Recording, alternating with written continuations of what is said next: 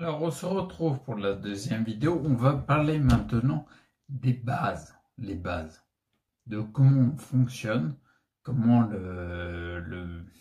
tu vas voir, je vais te le dire, mais le côté sommeil, veille, tout ça, qu'est-ce qui fait qu'on est fatigué, d'accord? Donc, du coup, on va parler déjà justement de ce que je dis, le côté veille-sommeil. Nous sommes faits comme ça, c'est un fait ça. Nous sommes des êtres qui avons besoin de sommeil pour récupérer, car lors de la veille suivante, nous allons utiliser notre énergie pour être actifs.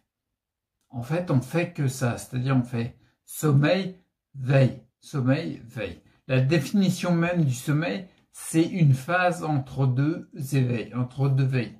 Tu vois, c'est pas plus simple, on constate qu'on est fait comme ça. Et on a besoin, c'est comme une loi en fait. On a besoin de satisfaire ça pour fonctionner le mieux possible. Je sais très bien qu'il y a beaucoup de personnes, ça m'arrivait moi de temps en temps, qui disent le sommeil, c'est une perte de temps, quoi, tu vois. Non, c'est pas une perte de temps. Parce qu'en fait, tu as besoin du sommeil pour être actif, tu vois. Donc, si tu penses que le sommeil, c'est une perte de temps, t'es fait comme ça.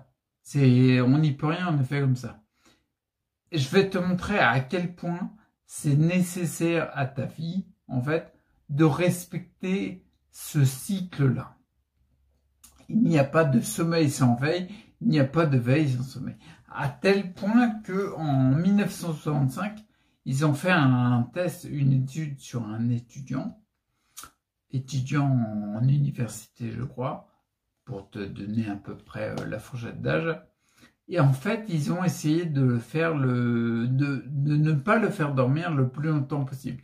Et ils ont établi un record qui n'a pas été égalé à ce jour. C'est le genre de record, à mon avis, il ne faut pas essayer de l'égaler. Il a réussi à être tenu éveillé pendant 11 jours et 25 minutes. Pendant 11 jours et 25 minutes, il n'a pas dormi.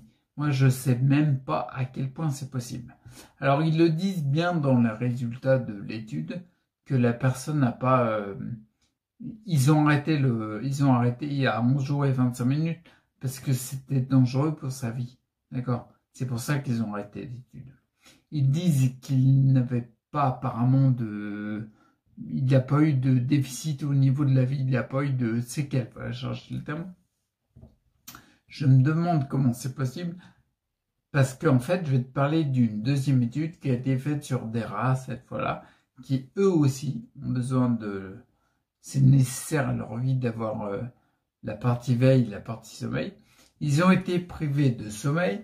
Alors avec les rats, ils sont lâchés un petit peu plus parce qu'ils ont été jusqu'au décès en fait.